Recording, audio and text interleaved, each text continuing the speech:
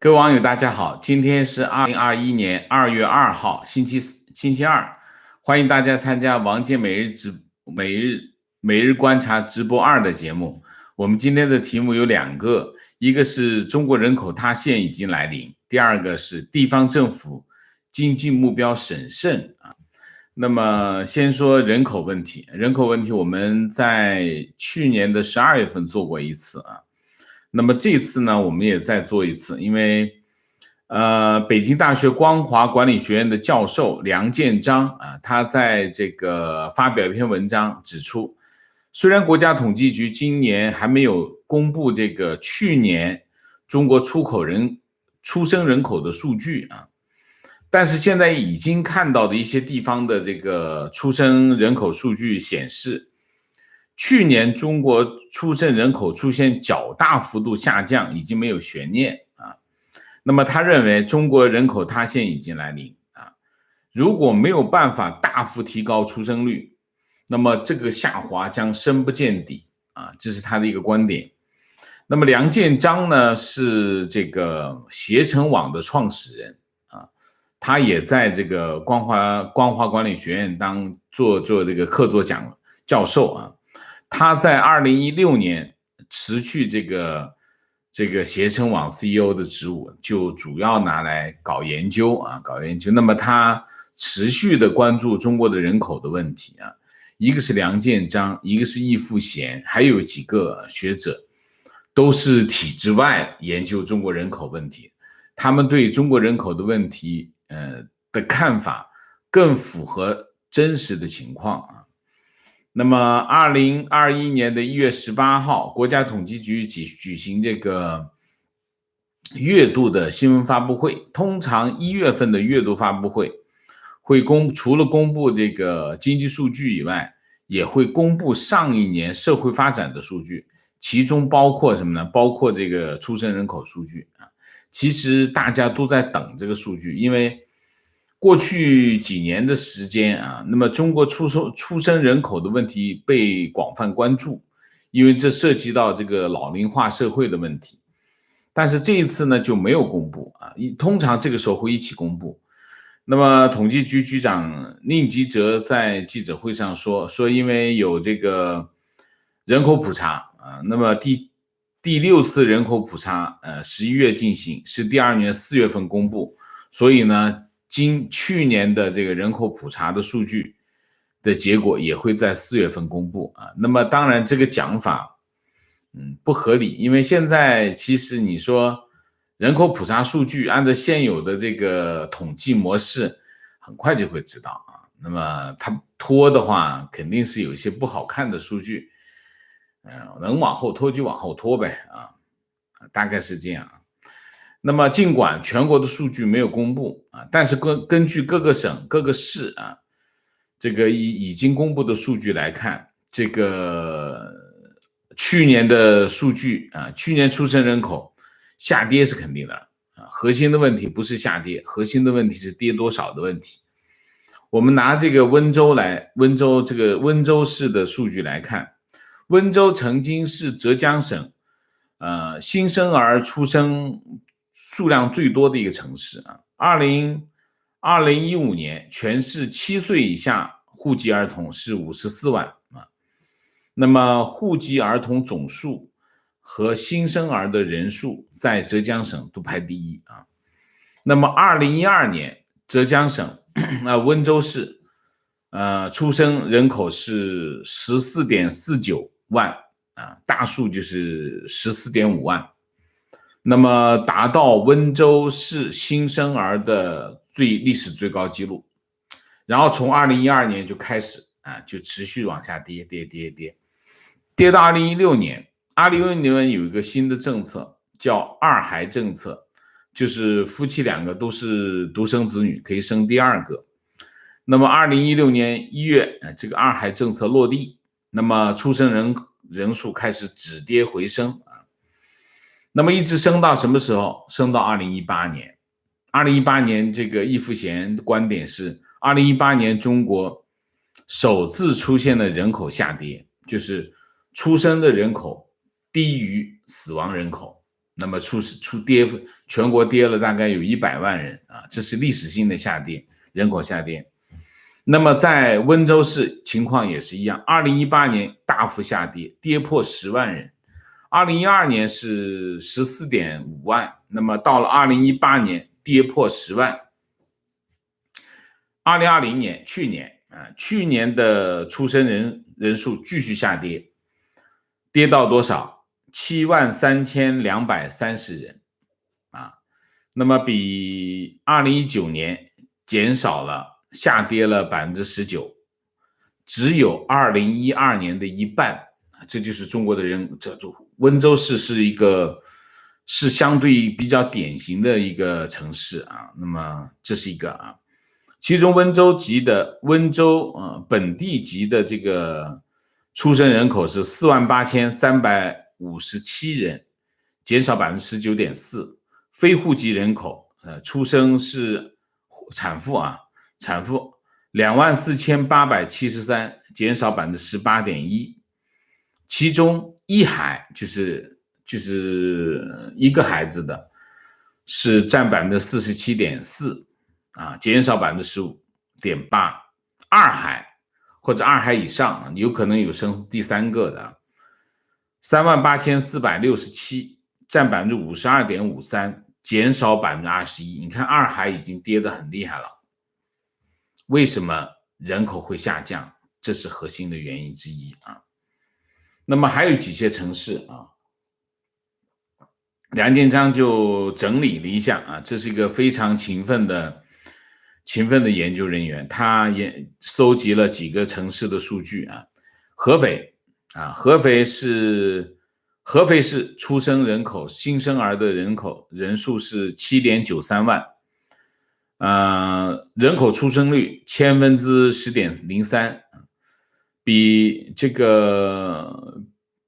比去年下跌了多少？下跌了23%，很可怕吧？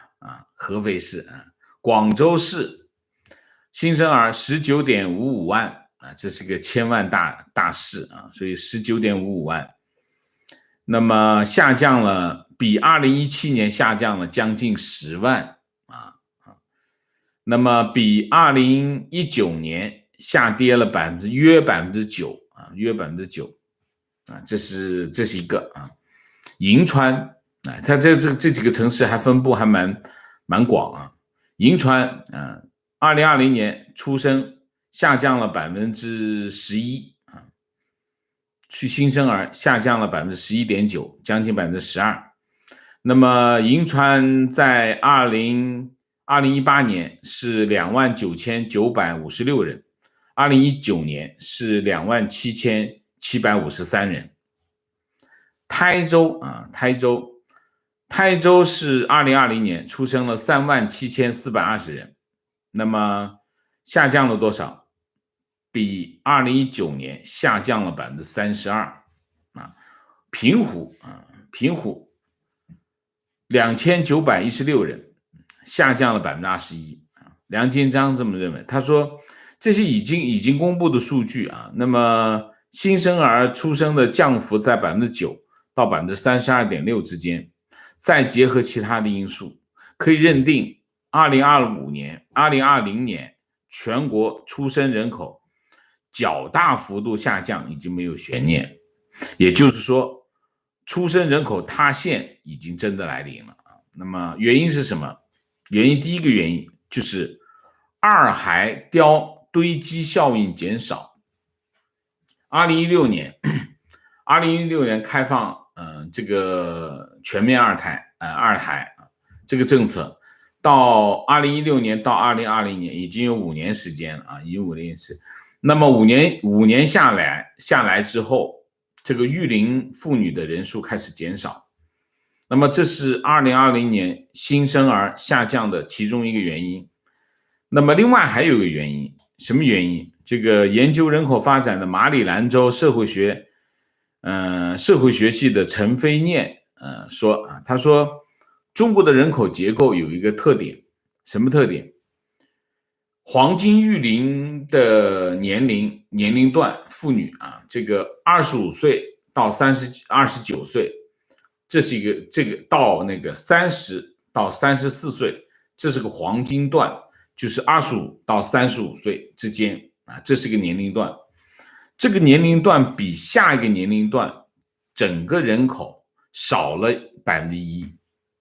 少了1%是什么概念？就是少了1400万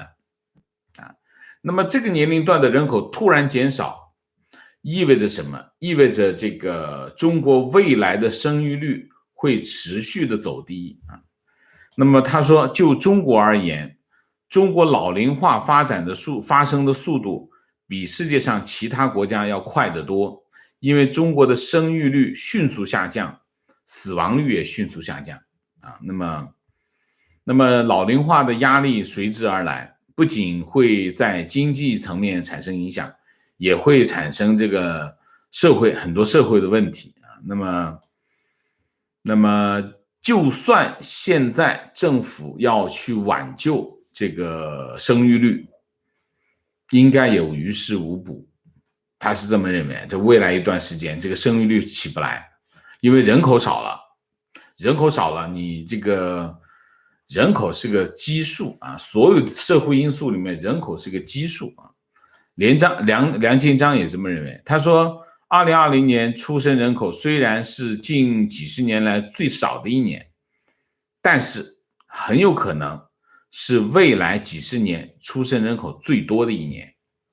啊，这个话说的非常狠啊。那么中国未来每年出生人口再也不可能超过1400万，而是向着1000万以下迅速的滑过去。如果没有办法大幅提高生育率，那么这种下滑速度将深不见底。那么他的判断是什么？他说，他认为中国已经掉入了一个低生育率的陷阱，原因有2个，第一个住房成本太高，第二个教育成本太高，这2个成本太高，导致了育龄夫妇生育的意愿非常低啊。那么比如说，那么深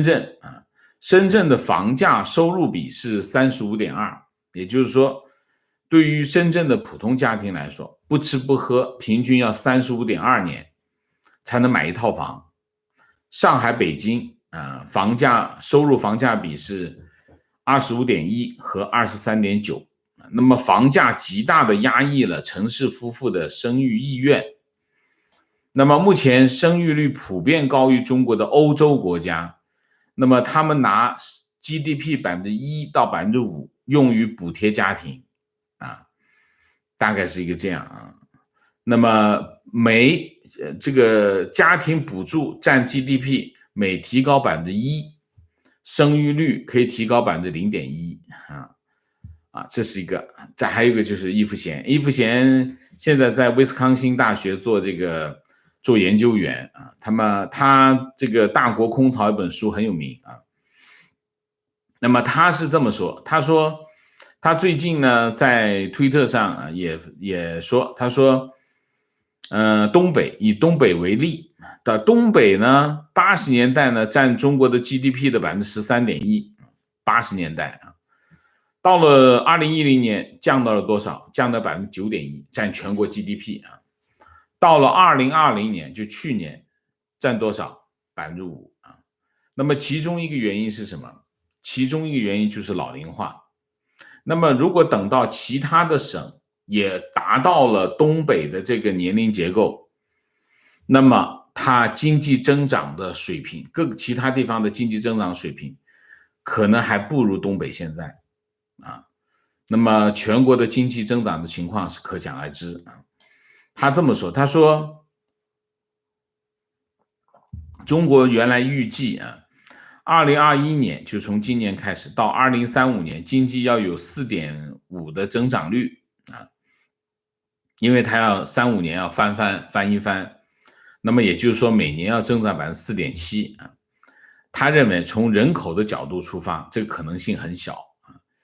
啊。那么因为随着这个人口的逐步的减少，中国经济增长的这个水平会越来越低，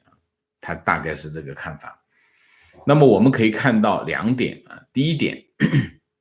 人口是什么？人口是一个国家的基数啊，基础啊。那么人口的这个问题会整个的影响所有的发展的各个方面的因素啊。那么你可以最直接，我们不说别的，最直接就是房价啊，房价受什么影响？当然受人口的影响啊。所以你可以看，人口净流入的城市，房价通常稳定甚至上升；人口净流出的城市，房价只会跌不会涨。那如果未来中国的人口持续的减少，那易富贤的观点是，2018年是负100万，那么2019年的这个减少的速度会加快，越来越快。那么如果结合这个梁建章这篇新生儿的速度，也在不断的减少，不断的下降的话，那你可以看到未来中国人口的趋势是个什么趋势？那也就是说，这就是两个方向的发展。一个方向的发展就是新生儿会减少，那么老人会越来越多。老人不是增长，是它的占人口的比例会越来越高。那么，所以你可以看到一个比较清晰的这个方向，就是中国人口在逐步的在回落。那么这里面有一个核心的猜测啊，核心的猜测就是2020年的这个第7次人口普查，中国人口到底有多少的问题啊？那么易富贤他们认为中国的人口应该是12亿左右啊，没有14亿啊，这是一个非常重要的差别，因为中间差了2亿，2亿是很大的数字啊。好吧，那我们这个主题我们就讲到这里啊。那么人口的问题我们会持续的关注啊，因为这是一个非常大的问题啊。这个问题我们一段时间以后我们会总结一下，好吧？那我们讲讲这个经济增长。那么这个财新网做了一个统计啊，统计了各个地方。到目前为止啊，那么有29个省已经开完了两会啊，那么只有河北和黑龙江没开。那么开完两会的这29个省都已经确定了经济增长目标。那么经济增长目标呢，就是基本上是在6%到7.5%之间啊。那么过去一段时间，你可以看到就是外界包括中国自己啊，对今年经济增长持有非常乐观的态度，因为去年基数低啊。那么甚至有一些预测，今年中国经济增长会有8%到9%的增长。但是如果中国各个地方的各个省，他们经济增长都设在6%到7.5%的话，那全国的经济增长肯定不会超过8%嘛，对不对？那么7%都超不过啊，这是一个啊，就是我们通过这个来分析啊，确切的数据肯定不是这样的。那么，大概是这样啊，它的统计数据我跟大家说一下，21个省其中有21个省将经济增长速度设在6%到7%之间。那么中部的地区啊，像山西、安徽、江西、贵州、云南，这个相对经济比较落后的省份啊，目标设在8%左右啊。那么西藏设为9%啊，最高是湖北跟海南啊。那么等一下我们再来说啊，都在10%以上。那么北京、广东、上海、江苏、山东、重庆啊，这些经济发达的省市，包括经济非常落后的省，比如说青海等啊，那么设6%啊，6%叫6%以上这明显是低于预期的啊，低于预期。那么湖北是去年是中国唯一一个 GDP 下降的省啊，那么基数低，所以湖北省今年把经济增长设为10%以上。那么海南打了鸡血了，说这个自由贸易港这个大战略推动，所以呢，海南这个今年的 GDP 目标是由去年的6.5%提高到10%以上啊，这是一个啊。然后是内蒙，内蒙呢，其实过去几年呢，它经济状况都不好啊，主要原因是因为煤炭的问题啊。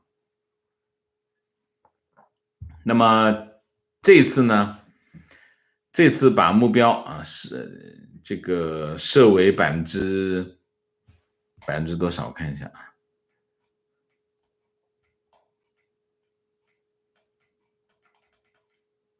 啊，也设的比较高啊，设的比较高。大体上就是这样。那么你可以看啊，基本上为什么地方政府最近2年它的经济增长目标相对都保守了？地方政府在以往，地方政府对经济增长目标通常会设的比较高，而且会报的比较大。为什么？因为政绩嘛，经济增长好，那么领导有政绩，所以地方政府非常积极的把经济增长目标提得很高啊。那么还有大量的造假。那么后来2018年开始，中国改了这个统计方式，原来各个省都有自己的统计局。那么现在这个统计局还在，但是他们已经不做这个国民经济统计数据了啊。国民经济统计数据由什么来做？由国家统计局，它在各个省各个市都设统计大队，由统计大队统一收集数据，统一出数据。这样一来，结果是什么？当然他用了2年时间来过渡啊，用2年时间过渡，就是省也报，这个统计大队也报。这个时候这个地方政府就开始抓瞎了，就开始自己说我们之前造假了，就开始造假了。就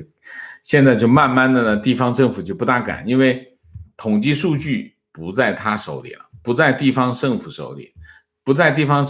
他就不敢报大数。这就是现在地方政府没那么进取的原因，因为数据不在他手里，他控制不了，国家统计局的手里。所以呢，国家统计局的局长现在变成了个高危岗位，因为地方政府要搞定统计局局长，他的数据才会好看一点。所以你可以看啊，这个统计局局长也变成了一个高危岗位啊。我这里有2个突发事件啊，一个是英国议会上院以359对188通过贸易与种族灭绝修正案。这个法案命令英国最高法院裁决中国是否对维吾尔人实施了种族灭绝罪。如果下院再通过，那么英国将成为世界上第一个允许国内法院审理种族灭绝案件的国家。那么维吾尔人或者是其他团体可以在英国起诉中国，如果胜诉，英国会取消和中国的贸易协定啊，这是一个非常重磅的新闻啊！这英国开始动手了啊，英国开始动手。那么还有一个新闻是什么？就是记者今天在问这个白宫的这个新闻秘书啊，拜登什么时候跟习近平通话？因为最近拜登跟世界各国领导人通话，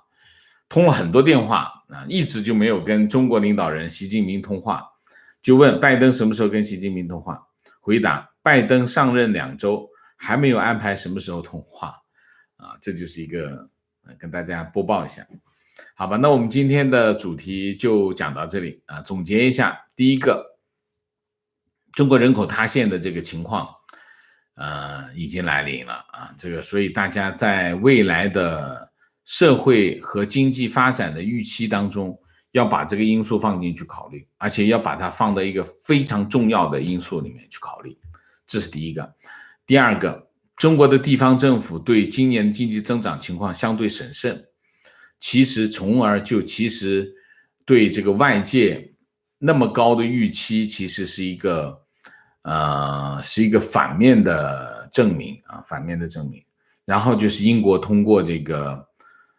种族灭绝修正案，还有一个就是拜登还没有计划跟习近平通话啊。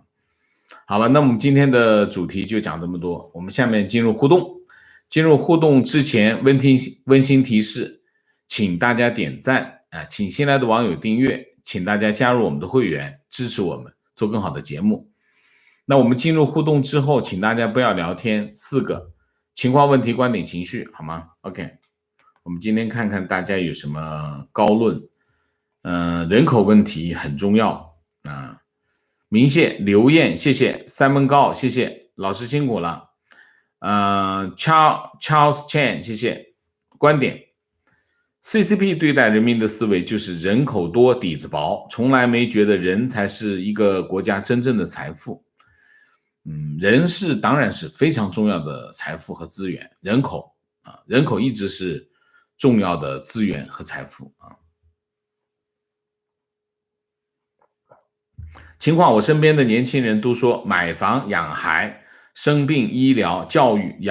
老人养老压力山大，实在受不了。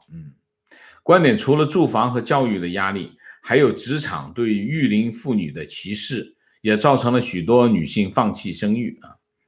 情绪，生孩子都不由自己，我父母就是计划生育时代的，所以我和我老公都是独生子女，现在面临着上面4个老人需要养老，下面孩子要提供教育，不敢生病，也不敢失业，现在又鼓励生育，一个连生孩子都要国家安排的国家，也真是绝无仅有，是这样。那是啊，如果你两个都是独生子女的话，那真的有4个老人要养老，那真的是压力很大。下面再生俩，我的天，2个人要养6个。那压力真的是山大了。情绪，过去一胎是人类社会最残酷的政策和杀戮的罪孽，把农村怀孕不论几个月的妇女抓去做人流手术，城市里就把你从单位开除，孩子也上不了户口，不能上学，农村生女孩。这是我家安徽、湖南的阿姨们告诉我的亲身经历。现在这样的罪行要全民来承担一切，所以我经常讲寄生干部断子绝孙什么坏事都干了。观点，人口问题是 CCP 对中国历史和社会做出的最大的恶果，文革遗留问题、政治问题、经济体制问题，这些都有可能通过民主化解决，唯有人口问题几乎是不可逆的。不是几乎，人口问题就是不可逆的一定是不可逆的情况，2018年去东北边疆2线城市，我家亲戚2014年花46万买的房子，现在叫价20万无人问津，有些售房广告是给钱就卖，真的令人唏嘘问其主要原因，人口流失严重，傍晚17点，街上已经空空如也，没有了年轻人，城市也随之失去了活力没有年轻人的原因是什么？没有年轻人的原因只有一个，这个城市没有工作岗位，这个城市因为没有产业，所以呢，它就没有工作岗位，没有工作岗位，那当然就没有年轻人了观点，中国一方面实行不人道的计划生育，导致现在人口问题严峻，另一方面把中国打散成一个原子化的社会，打碎一切自组织能力，大大削弱了中国人在老龄化社会中抗风险的能力。若不是带有极大的恶意，真的没有办法把事情弄得这么坏。第一个，养老问题应该谁来安排？应该2方面都要安排。一方面，政府要托底政府要托底，就是一些低收入人群，一些出了状况的人群你得兜住底不能让他们饿死这是第一个。第二个，政府要安排好养老金就是我们现在所谓的社保那么全世界都在做这样的事情那么中国的社保一个个大窟窿在那里所以这现在的问题是，而且中国的社保的问题非常的严重，那你养老的问题，政府没有兜底，然后社保又那么多窟窿，所以中国的养老问题是个非常严重的问题。那么随着老龄化社会的来临，这就是个巨大的雷啊，这巨大的雷啊。观点：作为浙江人，我发现温州绝对是浙江省内最能生孩子的。普通的温州人家庭很少见到2到3个啊。今年温州出生的人口这么少，浙江别的城市可见一斑。提问：老师能不能大致上推导人口下滑的速度以及经济下滑的速度？推导不了，这要建模型啊。这个不是我的工作，我做不了啊，推导不了。但是这个方向大家应该知道啊。情绪：中国可能是人口暴跌，让我想起了 John Corhan 的老鼠乌托邦恐怖实验，结果不容乐观。OK， 观点：人口问题的根源其实是因为上层把社会发展的方向和经济增长绑在一起，也造成了很多不幸福的婚姻。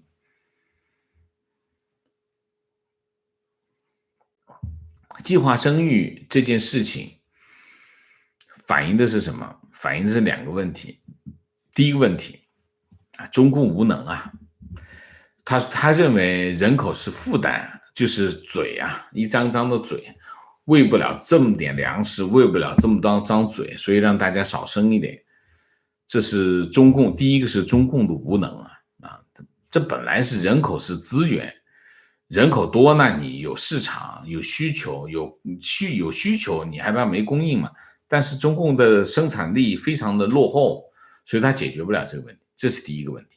第二个问题，权力的蛮横，就是你可以看计生干部用这种惨无人道的手段去进行他的计划生育政策，为什么？因为他可以呀，他可以这样做，他这样做没有后果。而且鼓励他这样做，所以这就是这2个原因，就是独裁政权，还有一个就是独裁政权的无能，这2个事情加在一起，就计划生育是一件这样的事情啊。观点：人口、失业、外汇、外交都是死结，20大包子还要动高层蛋糕，让自己一尊独大，内忧外患如此密集，很多人还不相信时代拐点正在到来。不断高估中共的实力，认为他能搞70年就能搞700年，其实中共已经是困兽，继续倒车会面临巨大的党内和社会压力。现在的中国人已经是精致的利己主义者，唱赞歌可以，但不能动奶酪啊！早已经不是毛时代的中国人。2次市场化改革的独裁国家，无一例外土崩瓦解，不只是戈尔巴乔夫的苏联。匈牙利、捷克也是如此。OK， 提问：王老师，中国发现了假疫苗，可是假疫苗是免费的，那他们造假的动力是什么？网友答：免费的是老百姓不用出钱，疫苗厂商不可能免费提供，要不政府买单，要不政府找人买单。现在说是政府买单啊。假疫苗肯定不是政府买单的那种假疫苗，就是肯定不在政府安排的这个接种范围。他至于怎么说服别人掏钱，他应该有第一个，我不相信只有1000个，他说查到了1000个，抓了80个人，我不相信只有1000个。你说100万，我还差不多，1000个80个人只做了1000个，那这做什么？所以他是来不及，刚刚做了1000个就被抓了，也有可能。但是有80个人呢，你怎么才做1000个？很奇怪啊，这个新闻有点问题。但是，这个世界不缺被受骗的人啊，一点都不缺啊，否则为什么骗子那么多？情况：2021年2月1号，中国双曲线1号遥感运载火箭升空爆炸失败，坠毁于甘肃酒泉卫星发射中心附近啊。那么自从美国对中国封锁这个芯片之后，中国的这个火箭发射的这个成功率在直线下降啊，可见什么？可见在这些领域啊，其实中国不能够不仅仅是芯片啊，其实有很多因素啊，很多方面，这些基础性的、核心的基础性的这个产业没办法实现突破的话，那么中国在很多领域的探索都会遇到瓶颈啊。情况，英国的 BBC 等媒体最近几天在轰炸式的报道维吾尔人的遭遇，看来中英贸易协定一定会凉。OK， 观点推荐大家去看个纪录片啊 ，One Child Nation 啊 ，One Child Nation 啊。观点，国内的政策就是竭泽而渔，政府不是服务于民，而是把人口当作渔利的对象，不遗余力的尽力捕捞，剥削的年龄越来越下沉，小鱼苗也不放过，最后的结果就是池子里再也没有鱼了。你看看中国的长江、黄河，还有鱼吗？提问：想知道计划生育是谁提出来的吗？罪孽深重啊！计划生育谁提出来的？计划生育是那个嘴边上。计划生育的概念先有概念，计划生育的概念，计划生育的概念和中国的计划生育政策，这是两个不同的东西中国的人口学家叫我一下子马寅初马寅初是人口学家，他首先提出了中国应该实行计划生育的一个这样的概念，最后中共实行了计划生育政策。他和马寅初是两个不同的事情啊。观点：马尔萨斯的人口理论早就被证明是错误的。事实上，全球人口不会一直涨下去，反而是经济越发达，生育率越低现在很多国家面临的问题是生育率太低，需要引进移民。现在人类社会早已经是生产大于消费，经济增长依靠的是更多的人和人的交互，从而促进更多的消费。人口是财富而不是负担，还觉得全球人口太多的人应该更新一下知识，非常正确你看东亚，不说别的地方，就说东亚，日本日本不用说了，韩国、台湾、新加坡、香港人口都在下降人口都在下降，现在人口不会一直涨下去的情况，乌克兰接受美国提议，禁止出口中国战舰发动机，连乌克兰都可以卡脖子情况，出京回老家过年，回京后计算一下，一共要做5次核酸检测，一家3口得1200元，过年那也没办法观点：80人运行了5个月，现场只查到了3000支假疫苗，才可怕，说明这个制假团队库存管理能力很强。假疫苗制造出来就进入销售终端，而且绝大部分已经注射，想想都觉得可怕。而且它就是生理盐水，而且它的生理盐水不是外面买的生理盐水，直接用这个自来水做出的生理盐水，这个细菌都超标的，是非常可怕所以我不相信它只有3000支，那都卖了多少？5个月了，卖了多少真不知道明谢 Rainy Mac 谢谢，哈哈利谢谢，姥姥王谢谢。我有2个子女，4个孙儿辈，感觉到家里人丁兴旺是福气，希望把这个福气带给大家。抚育儿女成人是我这一生最大的爱和欢乐。谢谢姥姥王，恭喜你我也希望大家多子多福，多生几个。谢谢大家。我们今天的节目观点还有一个计划生育基本上是70年代中东石油危机下全球盛行的资源枯竭论。那么这个理论现在在西方还是有很多人相信。美国出名的议员 AOC 就提出过类似的论点，他的 Green New Deal 里面情况，台湾人口2020年首次负增长就是下跌但我们已经跨过中等收入陷阱好几十年了，大陆才刚进入中等收入就要负增长，还没有进入啊，就已经负增长，18年已经负增长啊，负增长，是，所以你很多产业，如果你还没有跨过中等收入陷阱，你已经开始人口负增长，你很麻烦，为什么？因为你人口开始下降的话，你很多制造业这些需要大量人口的产业，你就会受到约束啊。我计算过，到2100年，中国人口最多大约3到4亿，而美国将大约是7到8亿。开放以来 GDP 增长的核心动力是工业人口增长近20倍，乘以劳动生产效率数倍，再除以制度障碍，仍然增长40倍，这就是人口的力量，却被他们反正说啊。感想：计划生育政策可悲的地方在于，它起源于共党农业、经济和社会政策的失败啊。提问：王老师你好，我有一个在国内的同学，他最近诸事不顺，由于没有打点好政府官员，生意受到重挫。雪上加霜的是，目前孩子也查出重病。最近我安慰他，他还有轻生的想法。他对我说：“中国人太难，希望下辈子投胎在民主国家。”我怎么干？我该怎么安慰他？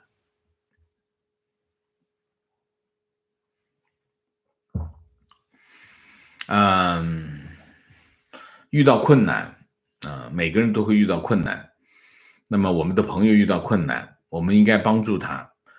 帮助他不仅仅是安慰他，要帮助他解决的是什么问题？不是解决他的问题，因为没有人能帮他解决问题。我们只能帮助他什么？我们只能帮助他改变想法，改变思考的角度，改变解决问题的思路。我们只能从这些领域开始入手，解决，帮助他。那么他是你的朋友啊，你要多尽心啊，多动点脑子，就是从这些角度去解决问题。因为其实你要知道，每个人面临的困难和问题，基本上都只有他自己能够解决啊，也就自己才能够想通。所以我们能够帮助的是，无非是提供一些新的思路、新的角度、新的观点。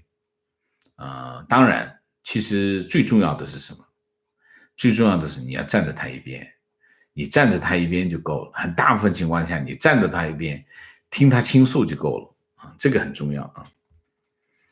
情况现在人口老龄化严重，体制内还搞各种年龄歧视、性别歧视。我朋友高级人才，专业和经验特别吻合岗位需求，学校学历硬指标也没问题，还是由用人单位负责人推荐，就是因为年龄偏大，42岁，且是女性，被央企总部 HR 否决。这个太多了啊！观点：英国的外交是非常专业的，他们核心目标还是维护英国的合法权益。这个时候对谈中国应该有可能是道义的问题高于利益的基础。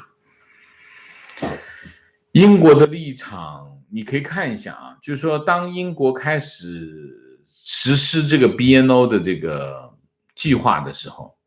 那基本上英国已经准备好了，准备好两件事。第一个，他应该已经做好一个方案了啊，